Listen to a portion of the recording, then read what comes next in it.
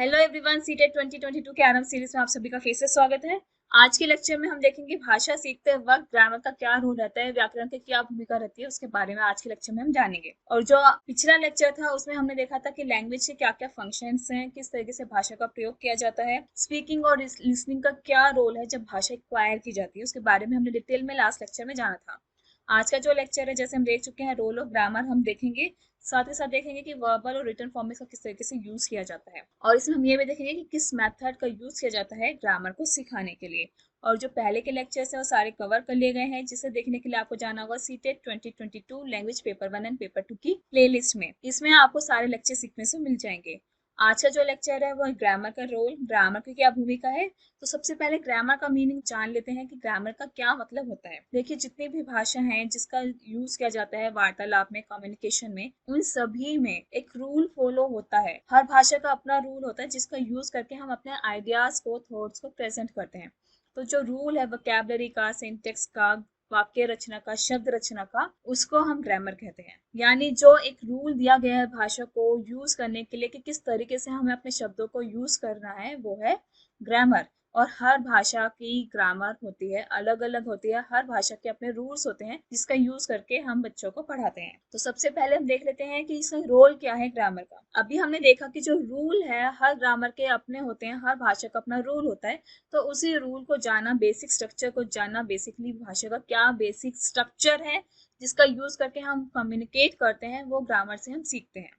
इसी के साथ हम किस तरीके से अपने आइडियाज को, जो हम ओरल वे में बोलते हैं, मौखिक भाषा में बोलते हैं, उसका हम रिटर्न लैंग्वेज में, लिखित भाषा में ट्रांसफर कर सकते हैं, चेंज कर सकते हैं, वो हम ग्रामर से सीखते हैं। इसके बाद हम देखते हैं कि किस तरीके से हम अपने आइडियाज को, फीलिंग्स को, थॉट्स को एक्सप्रेस कर सकें।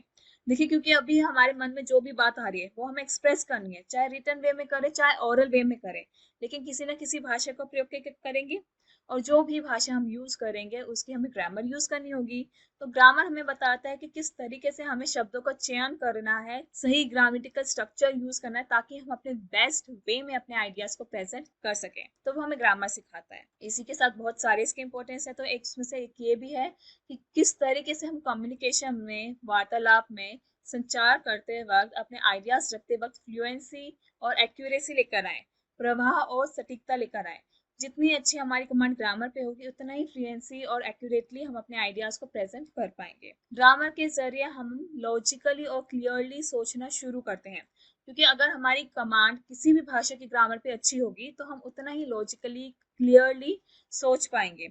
क्योंकि ग्रामर में क्या आता है, वोकैबुलरी, जो वोकैबुलरी पे हमारी कमांड अच्छी होगी उतना ही हम अच्छा वर्ड्स को यूज करके अपने आइडियाज रख पाएंगे। ग्रामर हमें मिसअंडरस्टूड, यानी जब हमारी बातचीत के बीच में कोई गलत फहमी आ जाती है, गलत समझने की कोई सिचुएशन आ जाती है, तो उससे हमें वो दूर रखता है। कैसे? जब हम अपने थॉट्स और आइडियाज को प्रेजेंट कर रहे होते हैं तो कई बार क्या होता है, हमारी वोकैबुलरी भी कमांड नहीं होती, हमारी ग्रामेटिकल स्ट्रक्चर स्ट्रॉन्ग नहीं होता। अगर हमें समझ नहीं आता है कि हम बीते हुए समय की बात करें तो हमें किस तरीके से उसे ग्रामर में प्रेजेंट करके रखना है, किस तरीके से भाषा का प्रयोग करना है, तो हम अपने आइडियाज जनरली गलत रख देते हैं। तो ग्रामर अगर हमें आती होगी, हमें पता होगा पास्ट टेंस क्या है, प्रेजेंट टेंस क्या है, फ्यूचर टेंस क्या है, तो हम अच्छे से अपने आइडियाज रख पाएंगे और एक्यूरेटली रख पाएंगे। तो ग्रामर आना जरूरी है ताकि हम अच्छे से अपने आइडियाज को प्रेजेंट कर सके। इसी के साथ ग्रामर हमारी 4 लैंग्वेज स्किल्स, कौन कौन सी है 4 लैंग्वेज स्किल्स?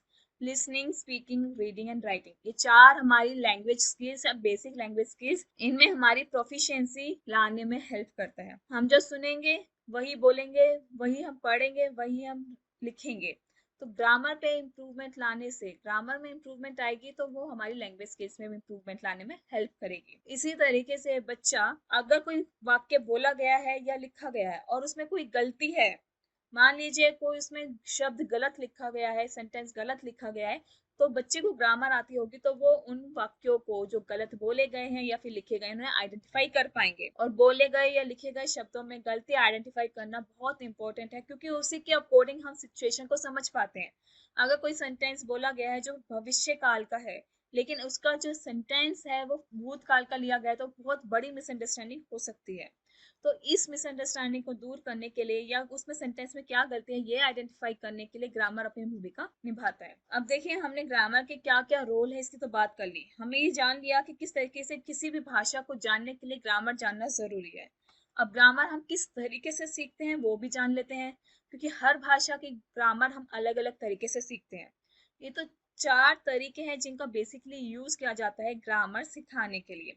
अब हम ग्रामर सिखाने की बात करेंगे तो वो एक तरीका बन जाएगा बच्चे को भाषा सिखाने का। तो ये जो मेथड हम यूज कर रहे हैं या हम पढ़ने वाले हैं ग्रामर सिखाने के हैं कि ग्रामर किस तरीके से बच्चे को सिखाई जाती है। ग्रामर सिखाने की जब हम बात करेंगे तो कहीं ना कहीं ये भाषा सिखाने की भी बात करता है। तो ये मेथड्स हमारे ग्रामर या लैंग्वेज सिखाने में यूज होते हैं, जिसमें सबसे पहले हम देखते हैं डिडक्टिव और इंडक्टिव मेथड को।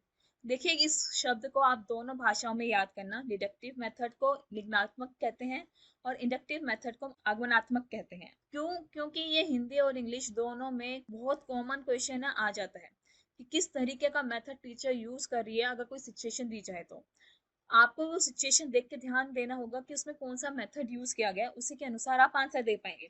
हिंदी में भी ये क्वेश्चन आया और इंग्लिश में भी आया है। तो सबसे पहले देखते हैं डिडक्टिव मेथड क्या होता है। देखिए जब हम रूल को यूज करके, ग्रामर का रूल यूज करके बच्चे को एक्सप्लेन करके फिर एग्जाम्पल की तरफ जाते हैं तो वो होता है डिडक्टिव मेथड। यानी आपने पहले बच्चे को, मान लीजिए नाउन है, नाउन सिखा रहे हैं, तो नाउन का पहले पहले आपने रूल, डेफिनेशन, मीनिंग जो भी है बता दिया, फिर इससे थोड़ा एक्सप्लेन किया, फिर उसके आपने एग्जाम्पल्स दिए, वो होता है डिडक्टिव मेथड। लेकिन जब ये मेथड आप रिवर्स ले चलें, मतलब पहले आप एग्जाम्पल दें बच्चे को या बच्चों से एग्जाम्पल लें, फिर बच्चों को कहे कि वो इसे एक्सप्लेन करे, उसे क्या समझे है वो बताएं, फिर उसका रूल, डेफिनेशन, मीनिंग डिफाइन किया जाए, वो हो जाता है इंडक्टिव मेथड। तो ये दो मेथड है जिसका यूज करके बच्चे को ग्रामर सिखाई जाती है। पहले डिडक्टिव मेथड है जिसमें हम बच्चे को रूल से एग्जाम्पल की तरफ लेके जाते हैं। दूसरा है इंडक्टिव मेथड जिसमें हम एग्जाम्पल से रूल की तरफ बच्चे को लेकर आते हैं। यानी अगर आपने बच्चे को पहले डेफिनेशन दी फिर एग्जाम्पल दी तो आप डिडक्टिव मेथड, निगनात्मक विधि का प्रयोग कर रहे हैं। लेकिन अगर आपने पहले बच्चे को बहुत सारे एग्जाम्पल्स दिए फिर बच्चे को आपने उसका रूल, मीनिंग, डेफिनेशन बताया तो आप इंडक्टिव मेथड, आगमनात्मक विधि का प्रयोग कर रहे हैं।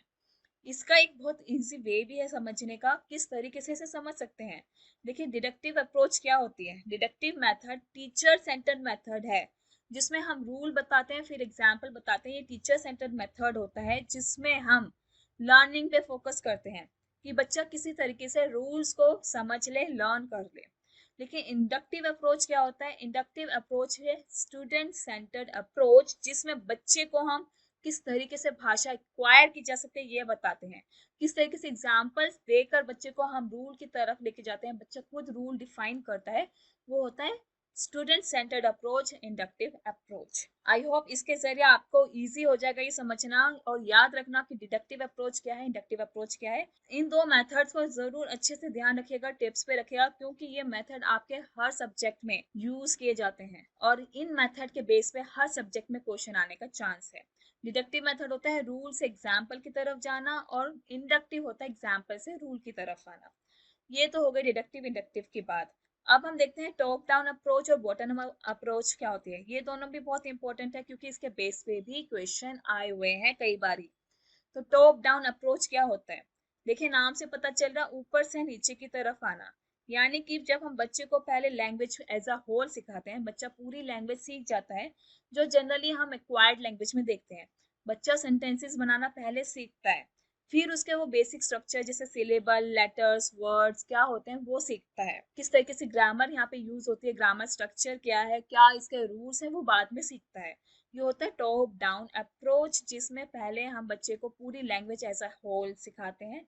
यानी बच्चा पहले भाषा का प्रयोग करना सीखता है, सेंटेंसेस बोलना सीखता है, फिर हम उसे बेसिक स्ट्रक्चर की तरफ लेकर आते हैं कि किस तरीके से जो जो वाक्य बोलता है उसमें कौन कौन से रूल्स ग्रामर के यूज हो रहे हैं वो बताते हैं। इसी के साथ है फिर बॉटम अप अप्रोच। नाम से पता चल रहा है पहले हम बच्चे को यहाँ पे बेसिक ग्रामर सिखाते हैं।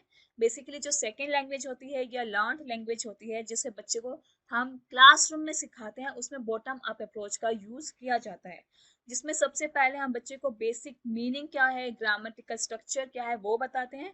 फिर बच्चा धीरे धीरे उसका यूज करना शुरू करता है, अपनी डेली लाइफ से लिंक करना शुरू करता है, अपने फ्रेंड्स के साथ, पेरेंट्स के साथ उस भाषा का प्रयोग करना शुरू करता है।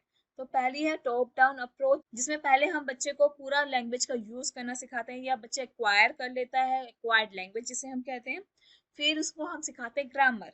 लेकिन बॉटम अप अप्रोच में हम पहले ग्रामर सिखाते हैं जो सेकेंड लैंग्वेज, लर्न लैंग्वेज में होता है, फिर हम उसको सिखाते हैं कि किस तरीके से उसे हम यूज कर सकते हैं रियल लाइफ में, ये दोनों भी इंपॉर्टेंट है, इसके बेस पे भी आपको हर पेपर में एक क्वेश्चन जरूर देखने को मिलेगा। तो इन चारों मेथड्स को अच्छे से टिप्स पे कर लीजिए, top down approach, bottom up approach, deductive, inductive, क्योंकि इनके बेस पे क्वेश्चन जरूर आता है।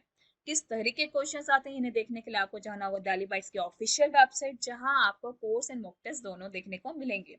आपको थोड़ा सा स्क्रॉल करना होगा मॉक टेस्ट को अवेल करने के लिए। जैसे आप स्क्रॉल करेंगे आपको वहां पे सीटेट के 2 मॉक देखने को मिलेंगे। एक है फुल फ्लेज मॉक टेस्ट जिसमें आपको पूरा 150 नंबर का पेपर देखने को मिलेगा। दूसरा है टॉपिक वाइज मॉक टेस्ट जिसमें आपको हर एक इंपॉर्टेंट टॉपिक पे किस तरह के क्वेश्चंस आए हैं ये देखने को मिलेंगे।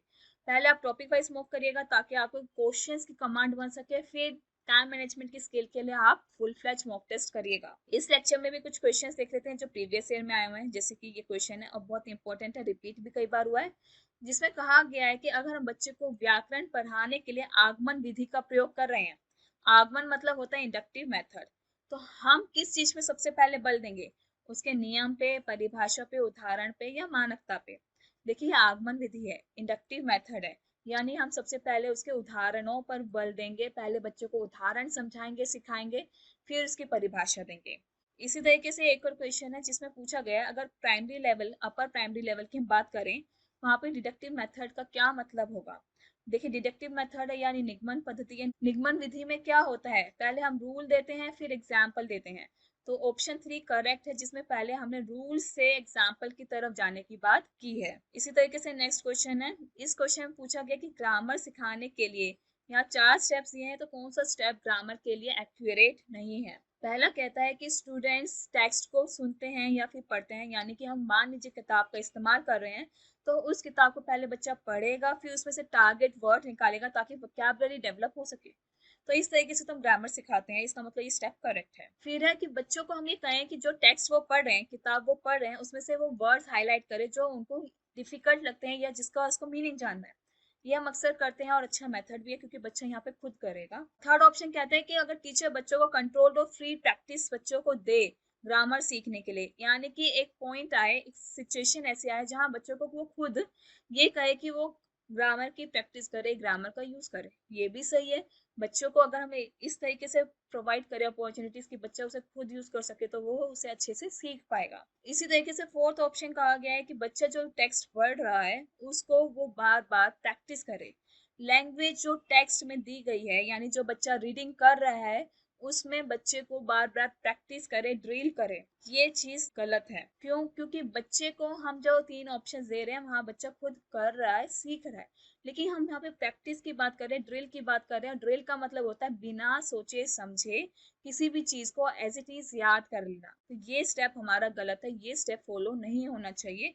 क्योंकि ग्रामर हम बच्चे को जब सिखा रहे हैं तो वहाँ बच्चे को समझने की जरूरत है कि जो रूल वो बच्चा पढ़ रहा है वो क्या है, कैसे, तभी उसका वो यूज कर पाएगा। इसी तरीके से नेक्स्ट क्वेश्चन है जिसमें कहा गया ग्रामर लर्निंग। ग्रामर लर्निंग क्या है? क्या हम बच्चों को यहाँ पे ग्रामर के रूल्स सिखाते हैं, या पहले बच्चे को रूल्स सिखाते हैं फिर बच्चा उसे यूज करना सीखता है, या फिर मीनिंग के जरिए बच्चे को हम किस तरीके से उसे कॉन्टेक्स्ट यानी सिचुएशन से, संदर्भ से बच्चा लिंक कर सकता है ये बताते हैं, या फिर जो बच्चे ने लिखा है या बोला है उसमें एरर्स, गलतियां आइडेंटिफाई करना, करवाना, ये ग्रामर है। देखिए बेसिकली क्या है, ग्रामर को हम पहले बच्चे को रूल्स वगैरह सिखाते सब सही है, लेकिन उसका कॉन्टेक्स्ट में यूज करना भी बताना जरूरी है। So option 3 is correct. Meaning बच्चे का बताना, जब बच्चा मीनिंग उसे समझ जाएगा तो उसे कॉन्टेक्स्ट में, संदर्भ में यूज करना, ये दोनों चीजें ग्रामर में सिखाई जाती है। ये बात तो खैर मैं आपको बता ही चुकी हूँ कि इंपॉर्टेंट टॉपिक है, इसके क्वेश्चन जरूर आते हैं। क्वेश्चन की प्रैक्टिस के लिए वेबसाइट पे विजिट करिएगा। अभी तक के लिए इतना ही। बने रही हमारे साथ व्हाट्सएप, फेसबुक, इंस्टाग्राम, टेलीग्राम पे। इनके लिंक्स आपको डिस्क्रिप्शन बॉक्स में मिल जाएंगे। Thank you, have a nice day, stay blessed, stay tuned. Comments करना ना भूलें, सब्सक्राइब करना ना भूलें।